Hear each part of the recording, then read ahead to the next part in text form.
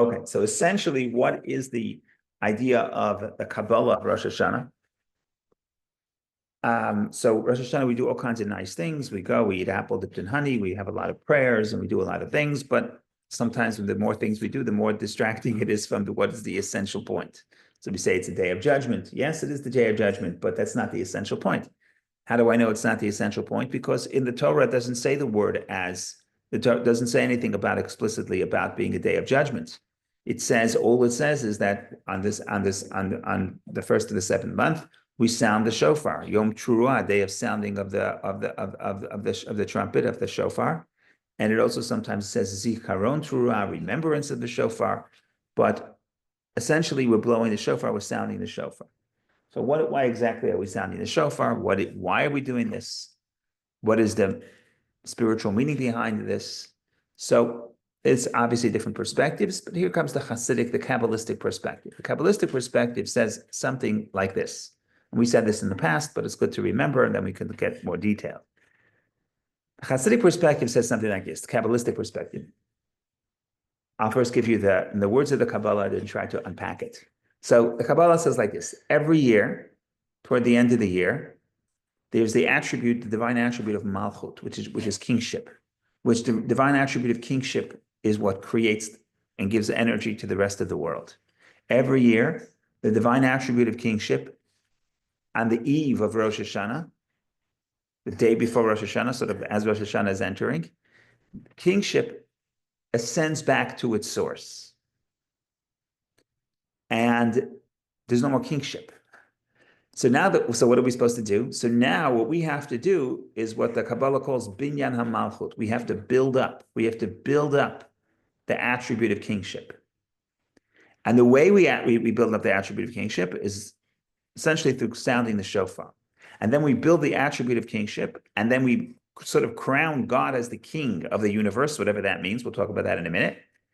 And then we do that for the next year. And the next year, again, the cycle continues. I'm not going to say I shouldn't call it a cycle. In a moment, I'll tell you why it's not really a cycle, but that's what it is. Again, the Malchut. So the Malchut is rebuilt. Malchut, the attribute, divine attribute of kingship, is rebuilt for 1 year. And then at the end of the year, sort of it goes back to its source. It needs a rebuilding. And this is where we come in. We step in, we build the Malchut. So we first have to figure out, what do these terms mean? What does it mean we build Malchut? What does it mean we build kingship? What is kingship? Why do we have to rebuild it? Why do we have to rebuild kingship? Why don't we have to rebuild any of the other divine attributes? So we have to really unpack the statement, but this statement really captures the whole idea of Rosh Hashanah and what it is and what it's doing. And now, once we understand that, you will start looking at the prayers and see how the prayers of Rosh Hashanah actually reflect this concept, even though it wasn't explicitly stated in the earlier sources. But once you understand what the Kabbalah is saying, you see that it was right there all the time. Just want to say one thing before we take Bob's question, and that's why when you read the liturgy, you will see again and again that we're referring to God as crowning God as the king and asking God to be the king of the universe. And that's a recurring theme.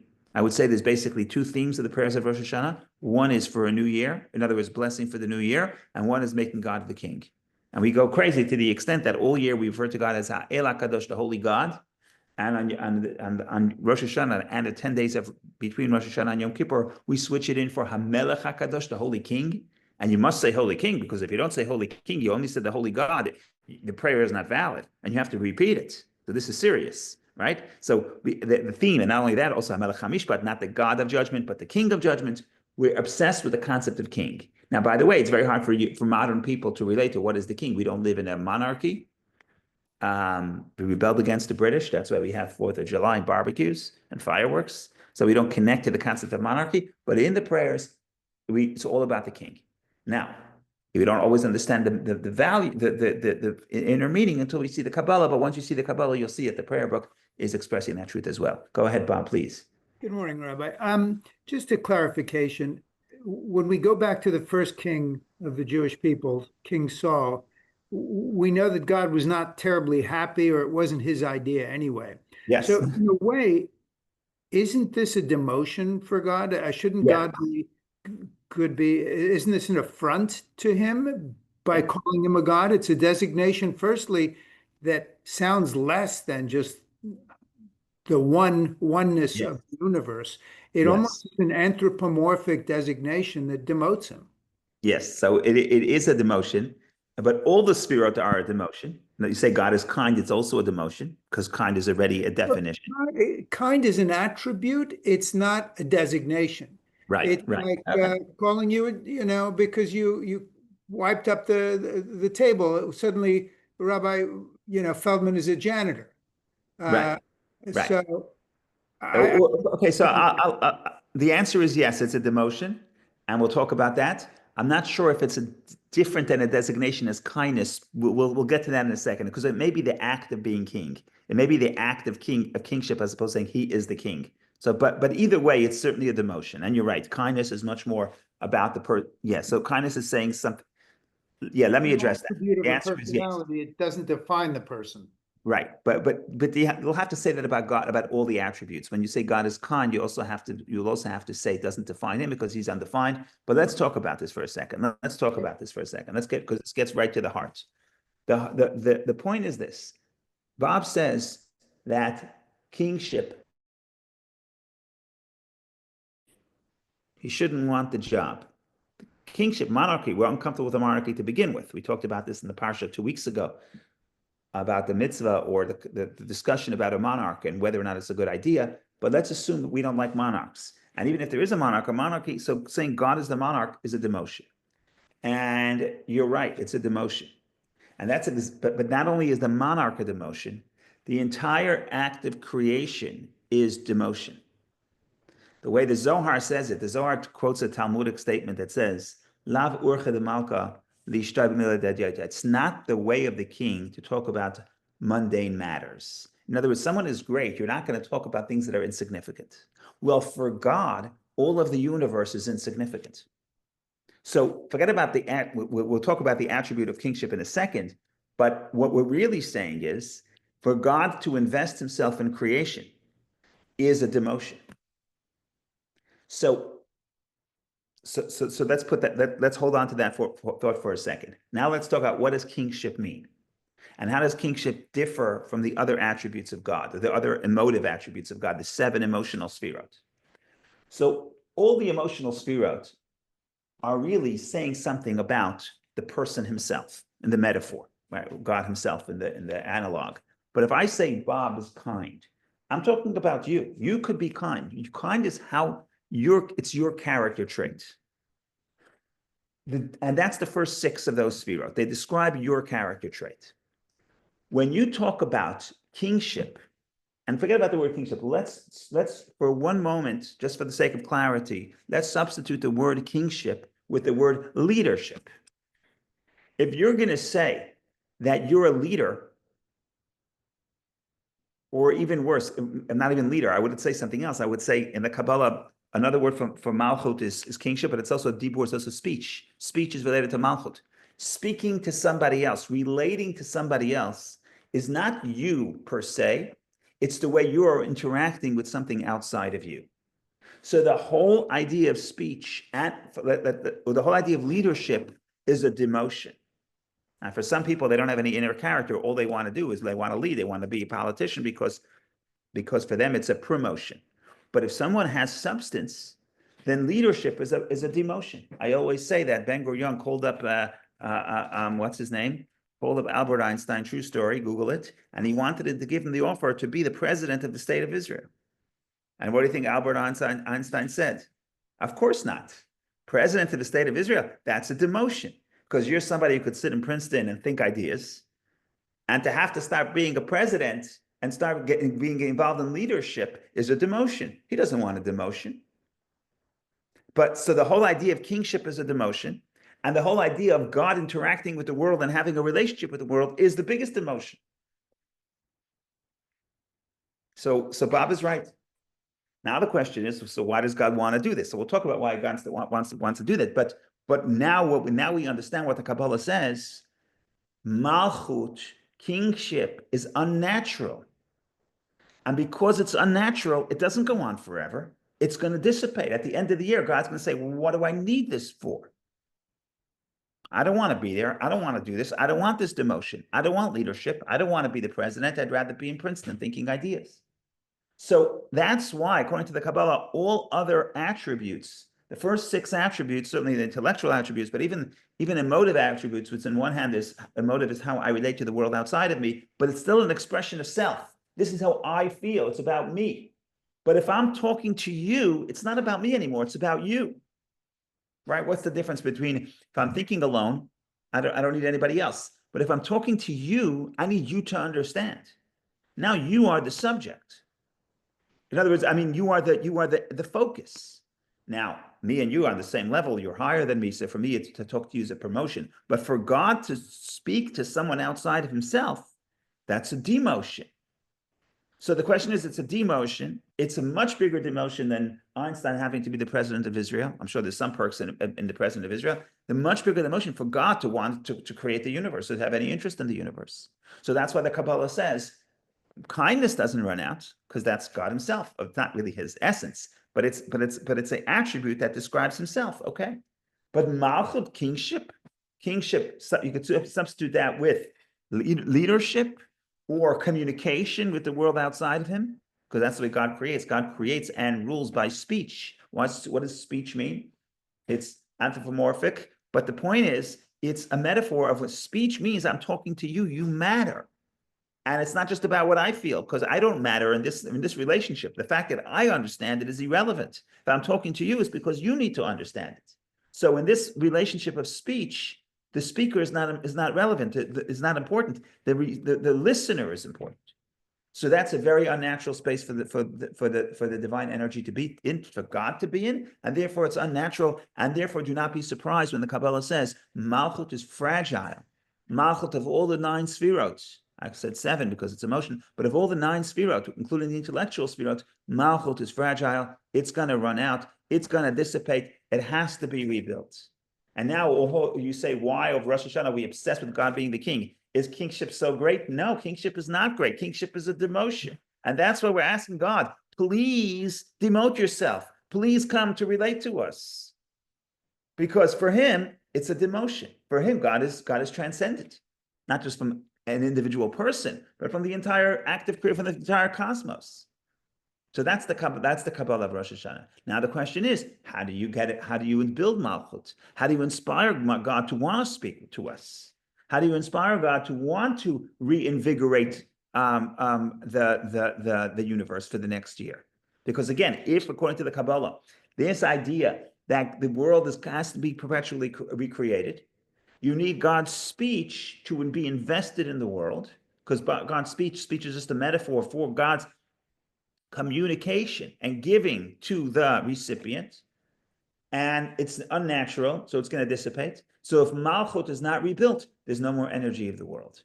So one of the interesting questions the Kabbalah asks is, how does the world exist from the night of Rosh Hashanah until we sound the shofar? Okay, it's a very good question. We'll talk about it.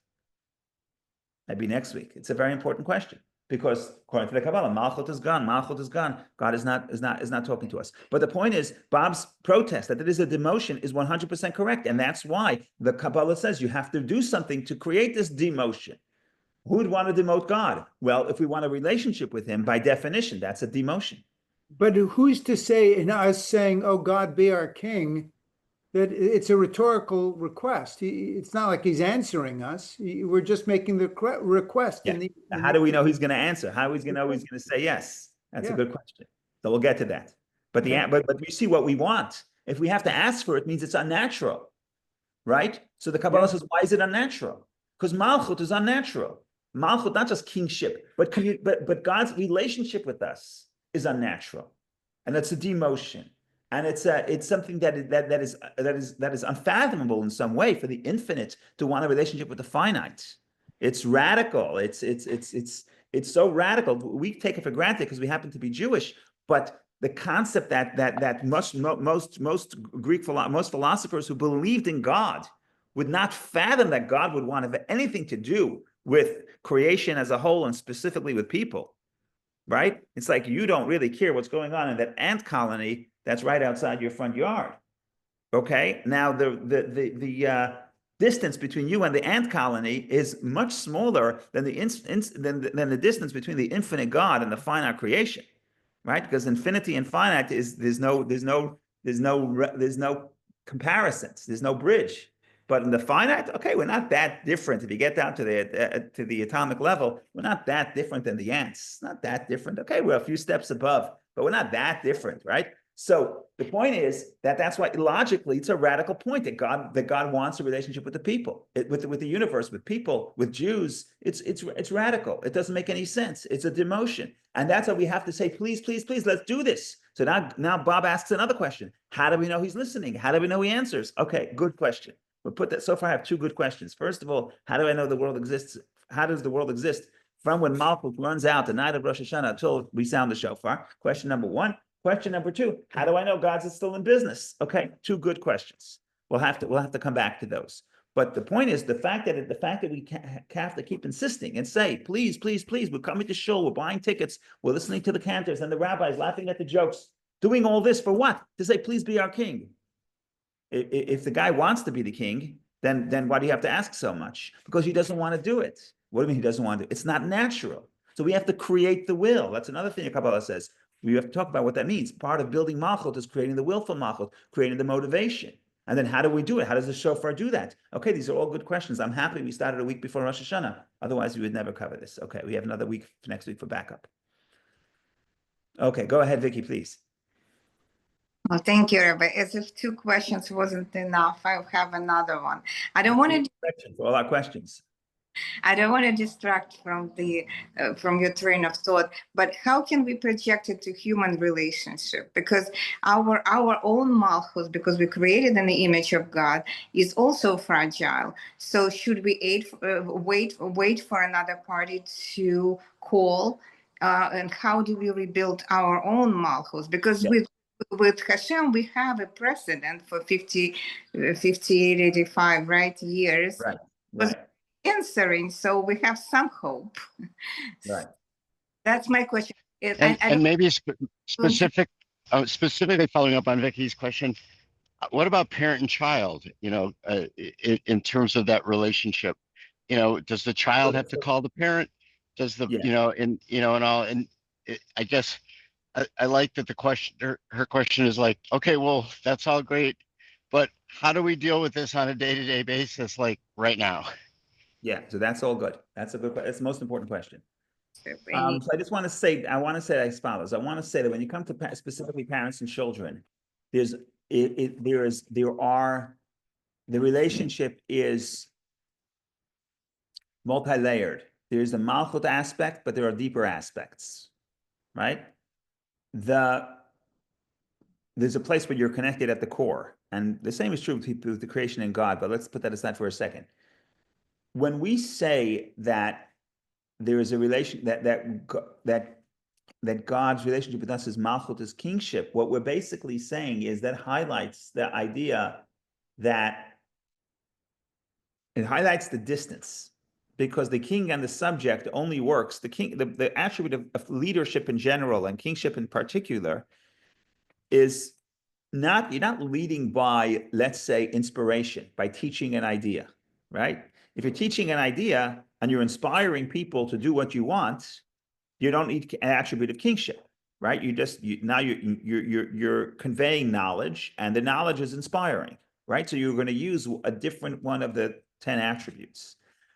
Kingship is kingship highlights the distance between the parties, and it's the perfect word for God, because essentially there's a great distance between creation and creator. But when we're going to want to try apply this to human relationships, and especially parent-child relationships, we have to think about it in every step. Is Malchut the best metaphor for this specific scenario? And sometimes the answer is yes, sometimes the answer is no, because sometimes I sense a distance and I have to create Malchut, okay? But I'm going to tell you something different. I'm going to tell you in a way. Okay, so that's the overarching question. So Ben's question is the overarching question. Vicky's question, the overarching question, which is, if you apply this to human relationships, how does this apply? So we have to get back to that. If not now, maybe in 10 minutes. If not in 10 minutes, maybe next week. But this is an important question. Don't let me get away from that. Okay, but let's step back on what we got to build a little bit more to see, and then once we have more of the building, more of the model, once the model is built, then we could say, could the model get us, it could. How does the model inform our interpersonal connections? Correct. Go ahead, Karina, please. Yes. No, I was thinking about like, if this is, I mean, really about like asking God to be our king, or to be aware that we want God to be our king and we want to be like, let's say, followers or whatever the word, like if it's more about like, because as we said, like God is like, I don't know, he doesn't need us. Right. We are very insignificant, blah, blah, blah, right? Like, so.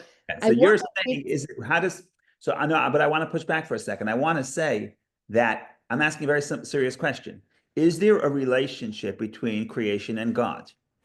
And if you insist that there is, then that's what we mean when we say we want God to be the king, because God to be the king means you have to awaken the attribute of kingship, means that whether he needs it or not is another question. We can get into the semantics of the word need, but the point here is he in this relationship? Does he care about this relationship? And it's not just that we want him to know that we care, because then it's only one way. You know, somebody could want a relationship with me, doesn't mean I want a relationship with him. Relationship means it's a two-way street. And Judaism, religion in general, but Judaism in particular, says that there is a relationship between creator and creation. And the philosopher, even who believes in God, would say that's absurd. And we say, we know it's absurd. And it's so absurd that we cannot take it for granted. And we so cannot take it for granted that we have to actually keep pushing for this. And we're going to push it for it specifically where the ground zero, the moment of truth happens on Rosh Hashanah. And the question is, forget about the fancy words of Malchut, of kingship. These are just fancy words. What we're really saying is, we want God to be in a relationship with us. Now, we want him to know that we want him. We want to know that he wants us. But is it a relationship, or is it just like the old model before you had the Kabbalah? The old model, it's not so much a relationship, it's just we're servants of God. See, the old model looking at kingship, people read the Siddur and they thought that kingship, and when you say God is my king, means I'm a subject. And what happens is subject of the king? When you have a king, a true monarch or true dictator, not a true one, a false one, but the typical king dictator doesn't care about the people, and the people are insignificant. So many people read the prayer book and they said, when we're saying God is our king, what we're really saying is, God, I want you to know that I'm serving you. I'm doing what you want. So please give me a good year, give me health, and fill up my bank account. Yes. It's not a relationship. To the contrary, it's submission. It's I don't matter. And I remember from previous teachings, I mean, classes with you, that this is like the only holiday that it's like going from down to, like from down to up, right? Like in Pesach, we follow everything.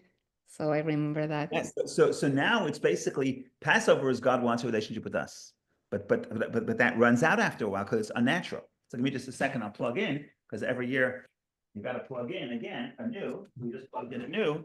Okay. So now comes the moment of truth and say, does God want a relationship with us? Does God have a relationship with us? Does he want a relationship with us? Does he care about the relationship with us? And like I said, the conventional interpretation, you open up the Siddur, you see God be our king, meaning realize that we're serving you and therefore look out for us. But it's not a real relationship. It's not a real relationship. I'm serving you. You don't even know my name, right? I'm just serving you. I'm just in your army. I don't really matter as an individual. Or all of creation, we serve you, but serve you means it's not about us, it's about you. The Kabbalah comes and says, and flips the whole thing on its head. It says you misunderstood what Malchut means. Malchut, kingship, as opposed to any other sphera, means you matter. Because if God is your king, means God is your leader. If God is your leader, means God is talking to you. Now, if God is talking to you, that means that what? That means that he wants you to understand. That means he cares about your perspective. That means that you are significant. And now the question is, am I really significant? And how do we, and is this natural? Is this unnatural? Do we have to create it? Do we have to cultivate it? And the Kabbalistic answer is Malchut must be cultivated. God's kindness doesn't have to be cultivated because God's kindness is natural. God is infinite, God is undefined, but he chooses to express himself as in finite ways. And one of those ways are kindness, and very good, God is kind. You don't need me to come and say, God, please be kind. God is kind. We have to ask for kindness also, but that's another story. But we don't have to build the attribute of kindness. No, God is kind. But when it comes to Malchut, kingship, relationship, we absolutely have to say, God, be our king.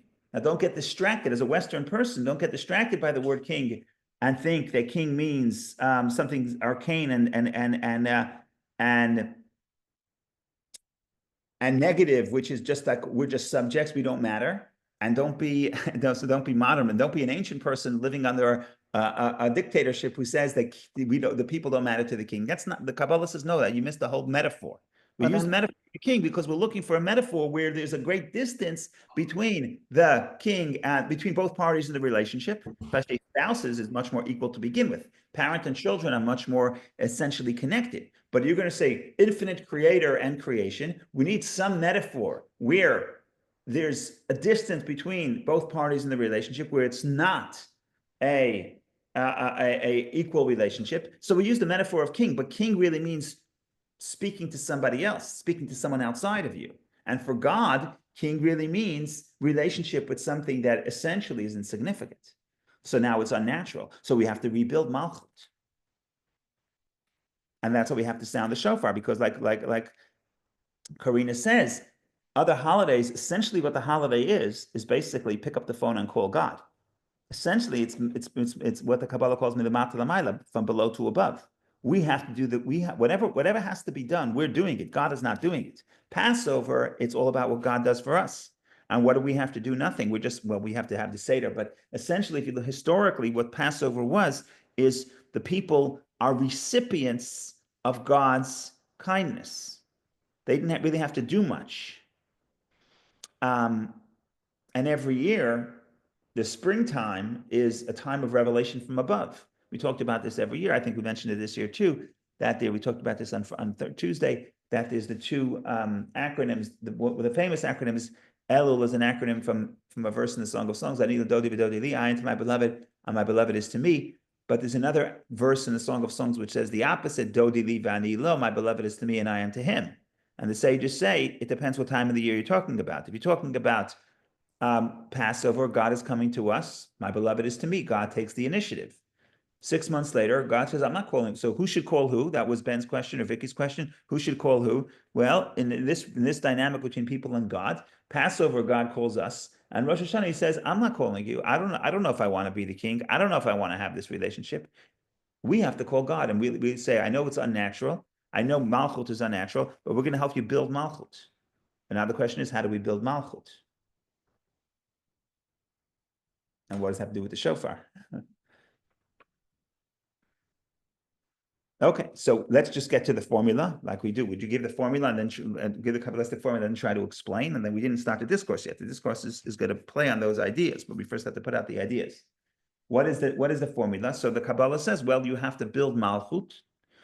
Malchut goes back to its source. You have to go back to Keter. You have to connect the crown. According to the Kabbalah, is 10 sefirot. Above the 10 sefirot is what they call crown. And you have to connect the crown is related. That's what we always say in the Kabbalah. The highest is connected to the lowest because crown is the highest sefira. Malchut, kingship, is the lowest. And you want to connect the king and the crown.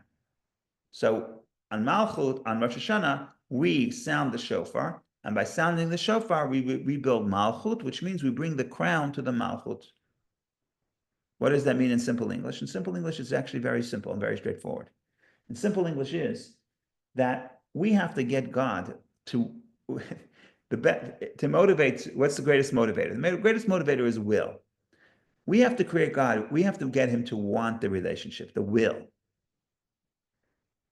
And the question, so we have to awaken the will for kingship, will for relationship. And that's the whole idea of Rosh Hashanah, get him to want it. Now, we're going to be able to answer one of our questions. One of our questions was, how does the world exist if Malchut ascends? If there's no more Malchut, if there's no more attribute of kingship that's really related, that's creating the world.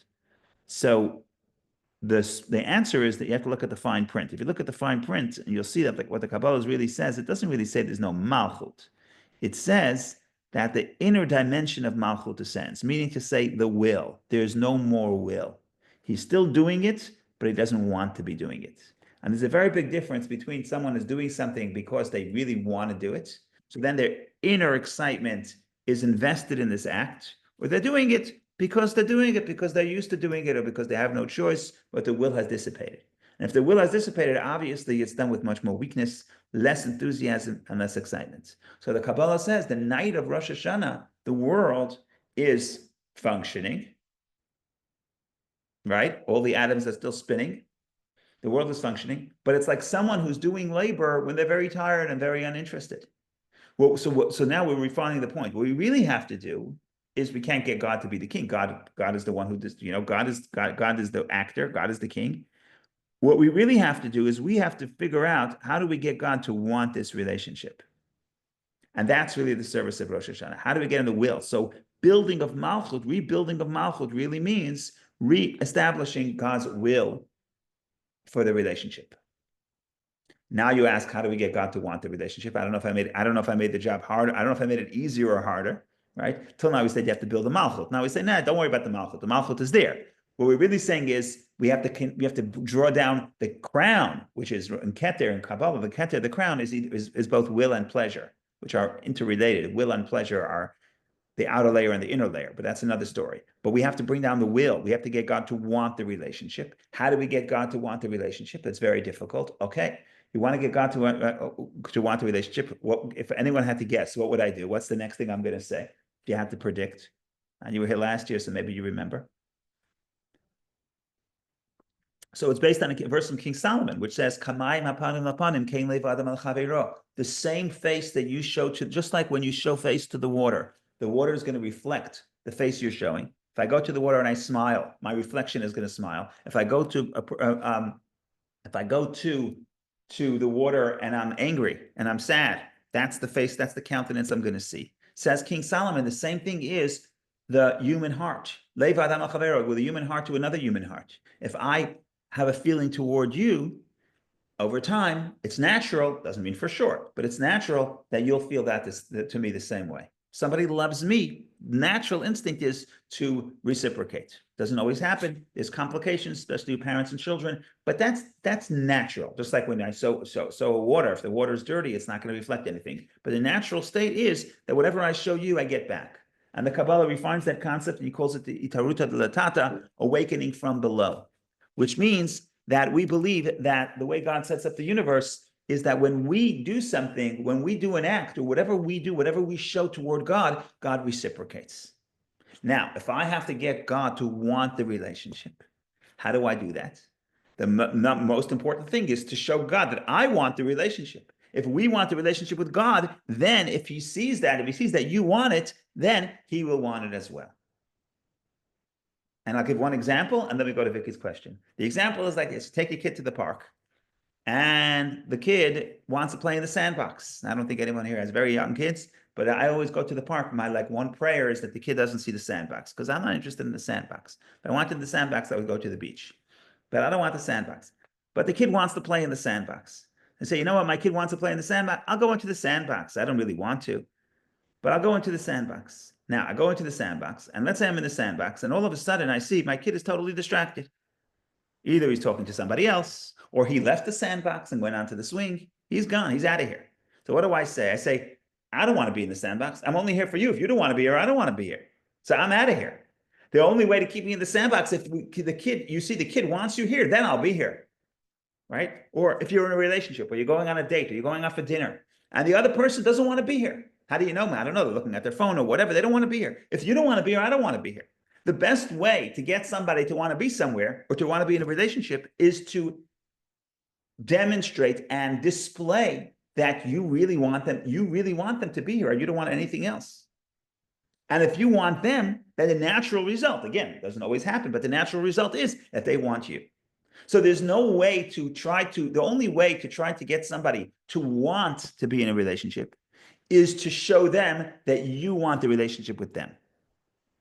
And if you want an exclusive relationship, you have to show them that you're willing, that you want them to be exclusively to you, then you have to show them that you're exclusively for them. And whatever you want the other person to do, you have to model in your own emotion toward them. And that's the answer. So what's the answer? The answer is You can't just say, God, we have a relationship. I have all year I'm busy. I have to take care of other things. I got to go to the bank. I have to take care of my business. I also want a relationship with you. That's good for a whole year. Rosh Hashanah, you're basically coming to God, and it's the anniversary of the marriage. And marriage is wonderful because marriage is more equal. But imagine if you had to say every year, do we want this relationship or not? Do we want to reevaluate? Does God want this relationship? And we have to say God doesn't want it. Naturally, he doesn't want it. So we have to get him to want. We have to get him to will a relationship. So what do we have to do? We have to show the only thing we want right now is a connection to you. That's what it is. And that is, now you open up the prayer book, now you'll understand all the references, and you'll also understand what the shofar is. Because what is the shofar? Shofar is the call to God. You're calling God. God, I want to speak to you. I want to talk to you. Now the question is, why are you sounding the horn of an animal? Why don't you articulate? Why don't you speak? That's a wonderful question. We'll get to that later in the discourse. But essentially, what is Rosh Hashanah? It's calling to God and say, I want a relationship with you. That's all it is. And Kabbalistically, what happens is when we want a relationship with him, then he wants a relationship with us. Now, the byproduct of God having a relationship with us, of God investing himself in a relationship with us, the byproduct is the blessing. So when you read in the prayer book that God is going to bless us for a good life and for health and for wealth and for happiness, of course that's true. But according to the Kabbalah, that's not the point. That's the byproduct.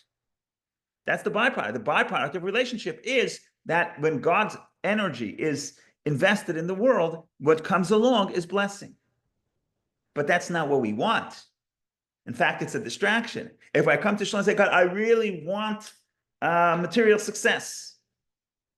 So we could talk about that later because we talk about the prayer of Hannah. We talk about that some years. But the point here is, from the Kabbalistic perspective, Hasidism is gonna bridge the two, so we can bridge everything. Everything ultimately could be harmonized. But on the surface, from the Kabbalistic thing, if you're coming to Shalom, what you really, really want is material blessing, you missed the whole point. You missed the whole point because the whole point is make God as your king. What does that simply mean? It means make him want to be the king. It means, God, I really want a relationship with you. Now, if you're in my life, everything else is going to work out. So yes, you have to state what you want and why you have to state what you want. The Kabbalah, the discourse explains. We'll get to that maybe next week. So all these have to be answered. Everything has to be answered. Before we answer the specifics, we have to get the big picture. What is really happening here? And now the question is, how do I apply that model to other people? And it's going to have to be if I want a relationship with a different person, doesn't mean it's going to happen for sure. But when they call, I'm here, I have given them undivided attention. My will is in this completely. And sometimes that means in the modern world, it's very hard because there's so many distractions and there's so many smart people making a lot of money to figure out how to distract you. But that becomes even harder, but harder doesn't mean it's less important. It's more important to really focus and ask ourselves, what do we really want? And if you want to think about that for Rosh Hashanah as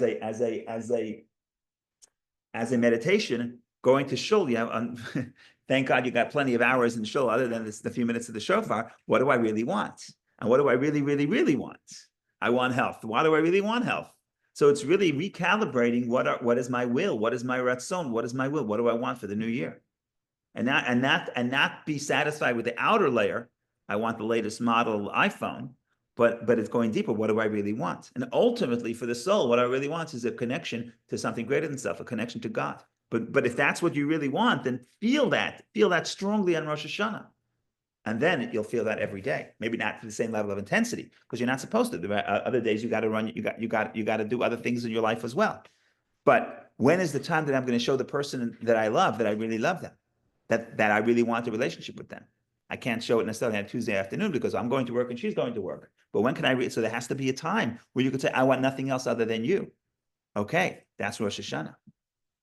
And she's not going to say it to me, or we're the she. He's not going to say it to me. We have to tell it to him. Passover, he'll tell it to us. That's a different story. God will take us on a date in Passover, and he'll choose the place, and he'll choose the food, and he'll choose the drink, right? But now it's us. We're calling to him. There's no mitzvah of the day. All it is you pick up the phone. That's what it is. What's pick up the phone? Not just say, God, please, here's my laundry list of needs, but it's, God, please, let's have a relationship. That's all I want. Okay, go ahead, Vicky, please. Thank you, Rabbi. I actually have a couple of questions. So you're saying that the night of Rosh Hashanah, we're kind of running on inertia. There is no will, right? But some communities blow shofar the months before Rosh Hashanah. What makes the night of Rosh Hashanah so special? And my Right. second question is in parent-child relationship. What if child doesn't call? Right. So that's that. So the first question is, we're not really, when you say blowing the shofar, the in the lead up of Elul, it's preparation. It's preparation to be able to really peel away at the layers of the distraction. So you set an alarm clock. So you start waking up. You start digging. You're starting to dig. But when you Rosh Hashanah is supposed to be the time where you got to the deepest layer. What do I really want? And what is my deepest yearning? And the sound of the shofar is supposed to be the sound of the soul. Maybe that's why it's undefined and it's not speech, because speech is already malchut, speech is already articulation, and speech is already logical. But what the soul really wants is much more primal, and it can't necessarily be expressed with speech. So the answer is that the shofar and Elul is preparation. Okay. Now you say, how do we apply this to relationships and parents and children? That is a very good question. If we're at the point where the first thing I have to the first thing is there's a few things. There are a few things to think about, but what's relevant to us right now. In other words, what's relevant to the Malchut aspect. There's different aspects of the relationship. And then you have to ask yourself, am I using the right tool at the right time? And is the child in the right age? You know, the way you deal with a 6-year-old is different than a teenager, different than an adult. So there's many aspects to the parent-child relationship. It's complex. But if we had to zero in, assuming what we have to awaken as Malchut is maybe at the foundation of parent-child relationship is the child knows that I'm important to my parents.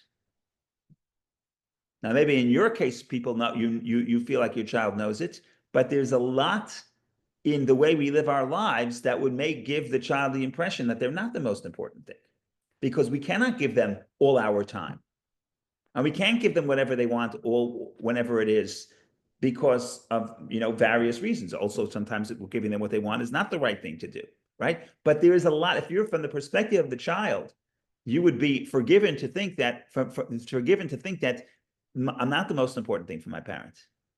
And the bedrock of the relationship is that the child knows that he or she is the most important thing. My will, the relationship, the will, all I want essentially in this world is to relate to you. And everything I'm doing perhaps is built on that. So that is the bedrock. Now, not every time are we in the bedrock situation. Maybe the child now has different problems and is just distracted, and you need to use different tools to communicate. But there are plenty of people in therapy because they never got that feeling that they matter to their parents. And that's the bedrock of the relationship, the will. Does my parent even want to talk to me or to have a relationship with me? Or did they show that to me when I needed it? Maybe now they're showing it to me, but maybe they tried to show it, but I misunderstood. Maybe they didn't show it to me in the way that I understood. So this is a very bedrock question. Now, like I said, I don't know that every single day of the year you have to blow the shofar. In other words, I don't know that every day of the year this is the tool that has to be developed. But this is a very important bedrock issue. I want my child to whatever with me. Do they know that that I want them to? Do they feel that I have that deep desire for relationship with them? And also a very strong Malchut. But that's Malchut. Malchut is the will for communication for something outside of you. Because we're all human beings. We all have our own life. And Malchut is very unnatural. Because I'd rather sit on the couch and be in my own space. And for the soul, is just like, so let's talk about it. When you talk about higher, lower, God is greater than us. But in some way, for the soul, the closer you go to self, the more natural it is. The more you're going outward, projecting outward, the more lower it is. Lower means it's descending away from its source. Okay, so at the end of the day, even though we're human beings and we are social animals and we want relationships, and especially we want relationships with people we love, and we cannot be lonely. That's all true. However, for the soul, the state of rest, the state of menucha, rest, like Shabbat, is returning to self. When I sit on my couch and I pick up my feet, and now I'm doing nothing, I'm not expressing anything, I'm coming back to self. That's the state of rest. Relationship is labor. Relationship is going outside of self. For the soul, that's effort. So Malchut is within myself, take those steps to express. Now, doesn't mean you should call the kid every day. Sometimes you have to not call, so they'll call you. Okay, is it Passover? Is it Rosh Hashanah? But my point is, if you want to say where is the building of the Malchut in any relationship, it's at some point the person has to know that you're the most important person for them. And if your spouse doesn't know that, there's no relationship. And if your child doesn't know that, there's no relationship. Even if they bring you apple cake or they bring you apple pie on Thanksgiving, that's not a relationship. Beautiful. If they know that, then you have the bedrock. Now they may not come for Thanksgiving, but the bedrock is there. So it's a very important part of relationship is going back. The model of Rosh Hashanah is Hashem going back to himself. Most fundamental thing, right? All year you can talk about specifics. Am I doing a mitzvah? Am I studying Torah? Am I studying too little? Am I studying too much? These are all details. But and all year we're in the details. And the same thing is all year you're navigating your time and you're saying, I love you, but I can't spend all my time with you all the time, right? So you have to negotiate with everything, with all the details in your life. But at some point, you have to come back to the core and say, what do I really want? And you're the person I really want. And there's a time that you don't even feel it. And Malchut is building that up within yourself because in a way it's unnatural. There's certain times it's unnatural. When I say it's unnatural, I don't mean it's unnatural. I mean it's very deep in the subconscious, but it's unnatural to feel it in the conscious. We're not really doing anything, right? It's God creates this whole mechanism. But the mechanism of human relationships is that when you want me, then I want you. That's human nature. So God set that up, and it's the same thing with us. When is God's will awakened? When he sees that our will is awakened toward him. So God set up the system where the awakening from below creates the awakening from above. So it's not like we're doing it. God is doing it. So it's deep within God's psyche. In other words, it's deep within God's core. This system works. He sets it up that he'll respond to us. But the point is, he's going to respond to us. And we have to, and the same thing in our life. Even if I really, really love you, is really, really deep down, when is the time that I express that? And that's the model of Malchut. And that's the building of the Malchut. Okay, go ahead, Bob. A comment and a question, Rabbi. I know the hour is late. And I know of no other society or religion whereby the new year, instead of finding a mistletoe to make out or pop some champagne, here's where that really heavy lifting for us as a people and religion take place. Right. So rather than it's kind of, in your own words, a renewal of vows. Yes. And the party follows that. The party is the party follows. And 10 days later, it really is a heavy lifting. Right. Now, my question is, you put on tefillin 6 days a week. You go to shul every day. Is once a year, and God reminds us that he's the creator of nature every day, and you just mentioned that in the beginning of the hour. Is it enough to renew our vows once a year? Is that sand clock, doesn't it run out of sand a long time ago? Shouldn't it be more often? So the reality is that you have a little bit of that about you really happens 12 times, 12 months, and you have Rosh Chodesh. So on a smaller scale, it's every new of the month. And right before Rosh Chodesh, there's also a descent. So we'll elaborate upon it. But the answer is, there's a big difference between the way you navigate your life with the people you love on a regular day, where you cannot stop everything and you have to balance all your responsibilities in this earth. And you cannot really touch that point where it says, all I want is you. You can touch it, but you can't express it. because you could pay lip service to it, but you can't really because you have other responsibilities to navigate. And then there's the idea where once a year you can really feel that. And then if you have it once a year, if the anchor is there once a year, then every year, every day when I spend 5 minutes with you, we know it's keeping that idea alive. So it's not just we come to shul once a year on Rosh Hashanah. Every year, the relationship is on an ongoing basis. But the renewal in the sense where everything else stops, and we actually ask the essential question, do we really want this relationship? Or do we feel that we really want this relationship? You can't do that every day because then you won't be able to go to work. But on the other hand, you not just do a new relationship once a year. Every day you pick up the phone. Every day you write a letter. Every day you do something for the other person. But you're not asking the core question, and you're not getting to the bedrock of the relationship because you can't. You have to build a building, right? So you can't get onto the foundation. If every day I question everything about my life, I'm not going to be able to build anything. So it's true that the relationship has to be nurtured every single day of the year.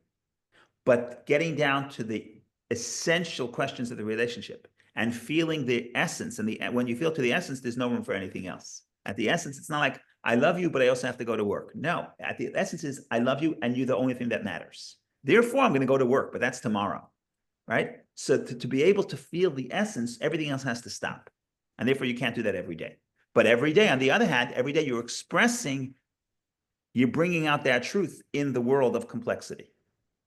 It's beautiful. Thank you, Rabbi. Chazak Baruch. Everybody have Shabbat Shalom, and God Shabbat willing, next Shalom. week on Friday, we'll continue talking about Rosh Hashanah. Maybe we'll read a few lines of the discourse, but at least we're moving in the right direction. Okay. Thank you, Rabbi. Thank you. Shabbat Shalom. Shalom.